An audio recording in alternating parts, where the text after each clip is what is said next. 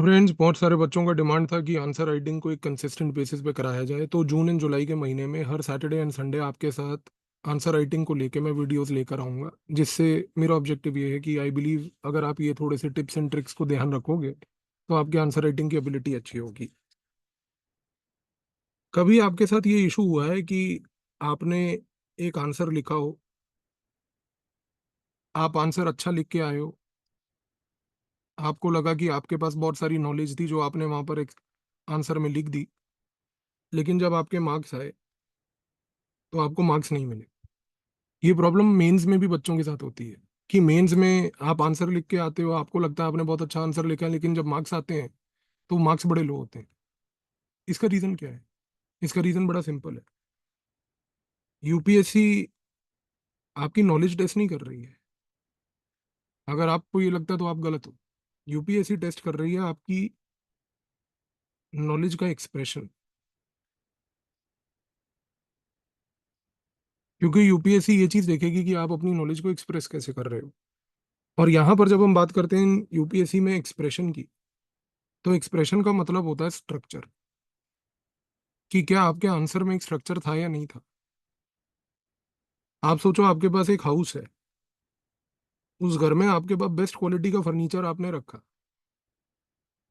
सबसे बढ़िया top quality का सोफा लेके आए, आपने अच्छी क्वालिटी की लाइटें लगवाई, आपने अच्छा सा जो है डेकोर बनवाया। लेकिन सोचो कि इस घर में जिसमें टॉप क्वालिटी का फर्नीचर है, इसमें बेसिकली डोर नहीं है। सोचो कि वहां पर वॉल्स नहीं है। तो यहाँ पर प्रॉब्लम क्या हुई? प्रॉब्लम ये हुई कि ये इस केस में बिना दरवाजे के, बिना वॉल्स के पूरा घर एक क्लटर लगेगा। और आपका आंसर भी जो है वो यही होता है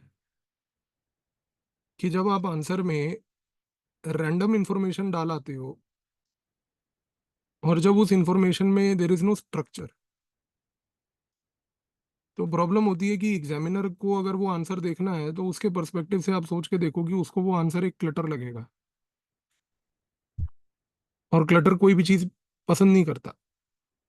अब आप इस क्लटर को अवॉइड कैसे करेंगे? उसके लिए आपको स्ट्रक्चर पे ध्यान देना। किसी भी आंसर का स्ट्रक्चर जो होता है उसमें तीन चीजें होती हैं। एक इंट्रोडक्शन होता है, एक बॉडी होती है, एक कंक्लूजन होता है। बहुत बार मैं बता चुका हूँ और बार बार हर वीडियो में भी बताऊंगा, ताकि आपके दिमाग में ये चीज डीपली डूब जाए कि इंट्रोडक्शन एक स्नैपशॉट होता है। आपका ऑब्जेक्टिव इंट्रोडक्शन से ये होता है कि आप एग्जामिनर को बताओ कि मेरे आंसर में आगे क्या है, ताकि इंट्रोडक्शन पढ़ के उसको एक मोटिवेशन लगे कि मुझे ये आंसर पढ़ना है। हमने बात करी है और हमने कई बार बोला 20-30 वर्ड से ज्यादा बड़ा नहीं बनाना। यहाँ पर आपका सबसे इंपॉर्टेंट स्किल टेस्ट होता है कि क्या आप पूरे आंसर को, जो 150 या 250 वर्ड्स का होगा, क्योंकि यूपीएससी सिर्फ यही दो टाइप के आंसर पूछती है, कि आप उसको कैसे कंप्रेस करके 20-30 वर्ड्स में लिखते हो। ये बाय प्रैक्टिस आता है, इसको हम क्लास में प्रैक्टिस करते हैं आंसर राइटिंग के कोर्स में। बॉडी में हमेशा मैंने आपको बताया कि आंसर का कंटेंट होता है based on directive word. Her question के एंड में एक डायरेक्टिव वर्ड होता है। उस डायरेक्टिव वर्ड के बेसिस पे अगर आपने आंसर नहीं लिखा बॉडी में तो मार्क्स नहीं मिलेंगे। एग्जामिनर को डायरेक्टिव वर्ड भी पता है, एग्जामिनर क्वेश्चन के आगे डायरेक्टिव वर्ड भी देख रहा है, और वो आंसर भी उस डायरेक्टिव वर्ड के बेसिस पे चाहता है। कंक्लूजन में हम हमेशा ये कहते हैं कि एक पॉजिटिव और एक फ्यूचरिस्टिक पॉइंट होना चाहिए। आपका कंक्लूजन एक इंसाइट देना चाहिए कि इस प्रॉब्लम को आगे कैसे एड्रेस किया जाए। अब मैं आपको एक एग्जांपल देता हूँ। एक क्वेश्चन है, पास्ट ईयर क्वेश्चन। क्वेश्चन कहता है कि भाई,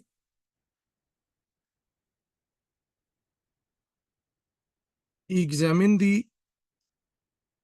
role of pressure groups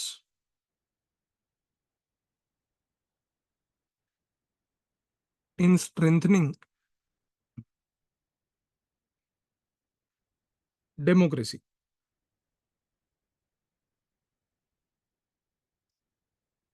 in India. ये पास्ट ईयर क्वेश्चन है। अब यहाँ पर एरर क्या करते हैं लोग?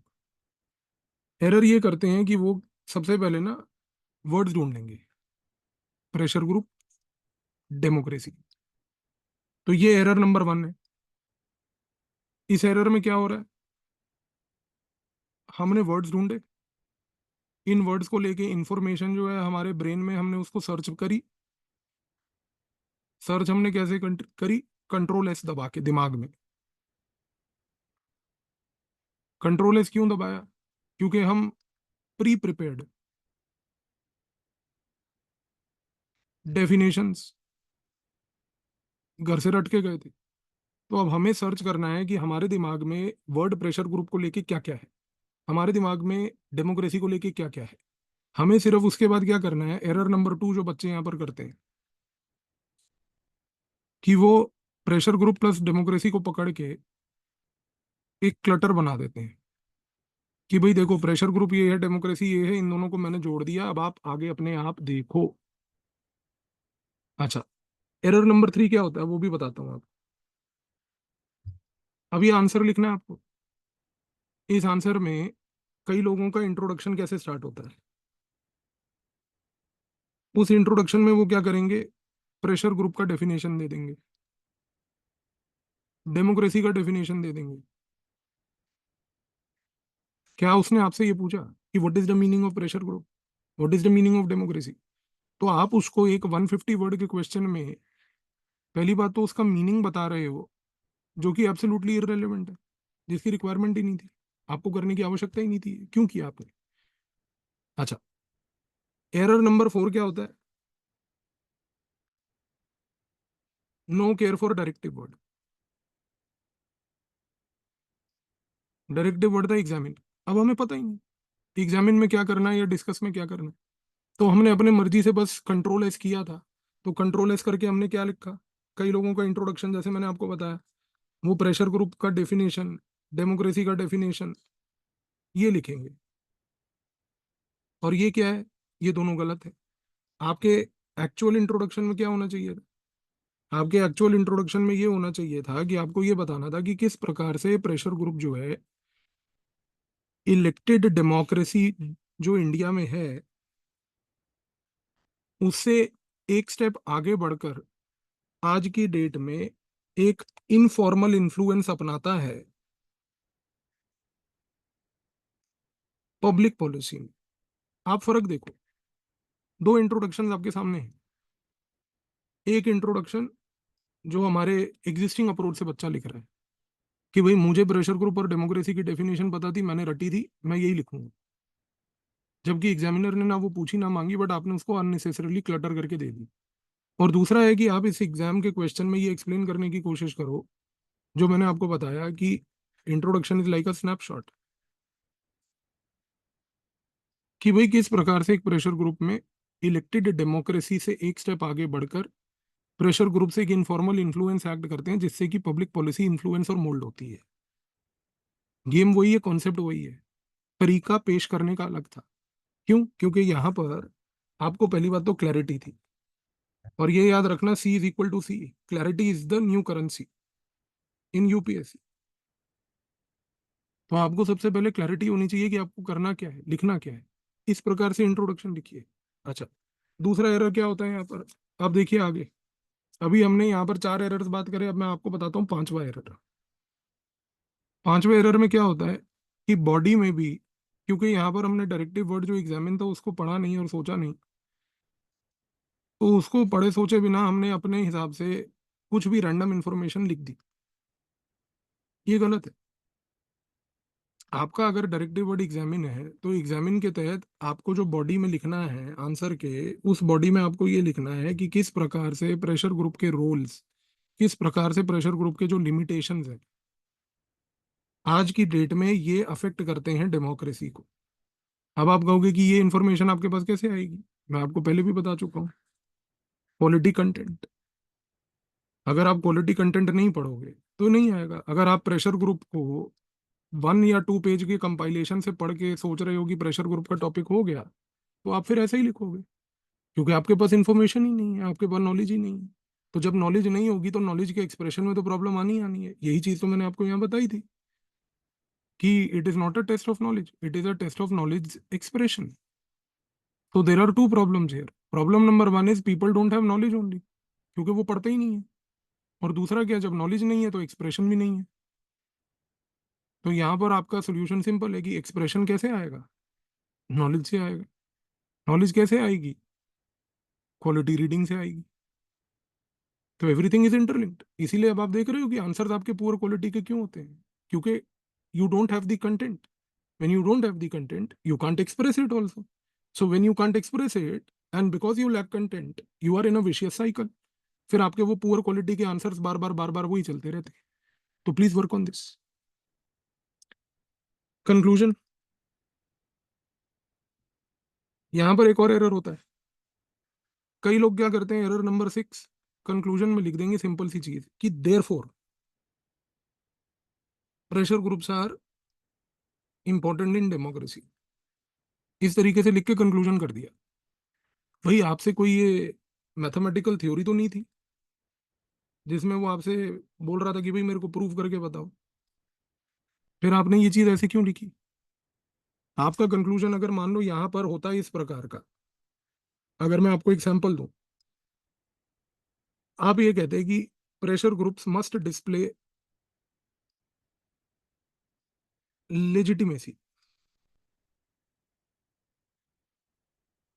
Through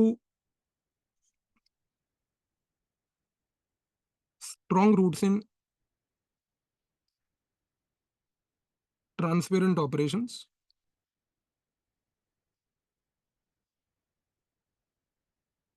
and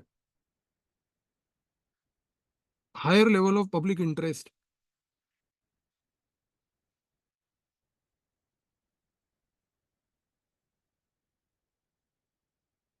through disclosure norms.